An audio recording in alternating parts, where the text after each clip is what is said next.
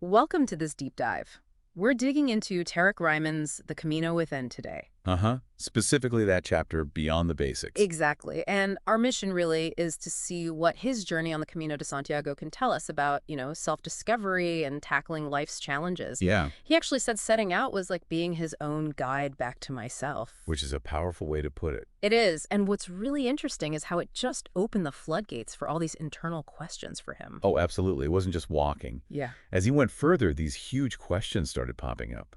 Things like, what's wrong with me? How did I even end up here? Right. And why am I unhappy when I seem to have so much deep stuff? Really deep.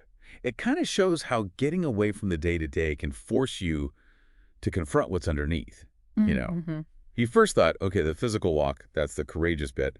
But then facing those inner doubts, his insecurities, that turned it into what he called a soul journey. That makes so much sense. It makes you think, doesn't it?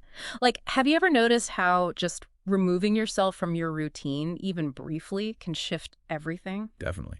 Change of scenery, a change of pace. Yeah.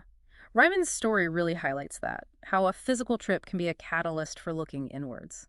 He said the time away let him sort of purge what was eating at him. Helped him figure out who he was, what wasn't working anymore. And he found the quieter he got externally, the more he could hear himself, leading to, well, better questions, deeper thoughts. And talk about external challenges mirroring the internal.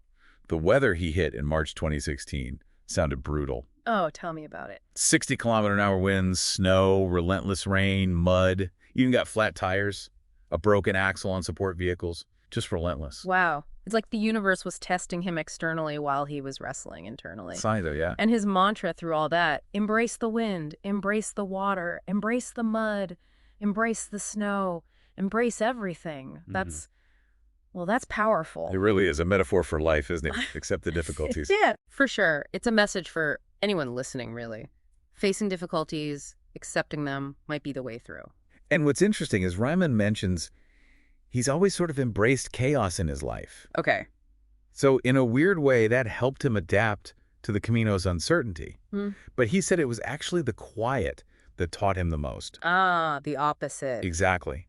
That stillness gave him the space to actually hear the answers to those big questions, to reflect on failures and things. Maybe we all need to seek out a bit more quiet sometimes. Intentionally find that space. But it wasn't just about letting things happen to him, right? He made a conscious choice. Right. He talks about a proactive mindset for growth. Things like take control of yourself, face your truth. Don't let problems overwhelm you. He says, face the change because within the change is a peaceful and happier you.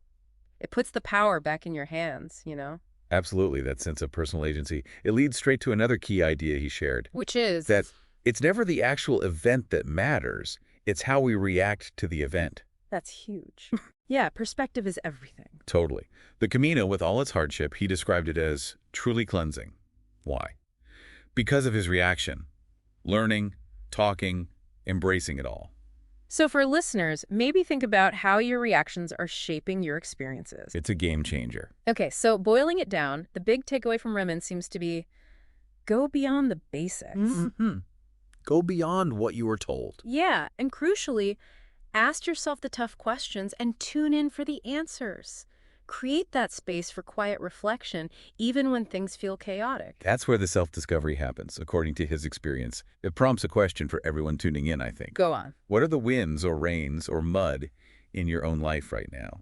Internal, external. The challenges you're facing. Right. And how could embracing those, really facing them, lead you to understand yourself better?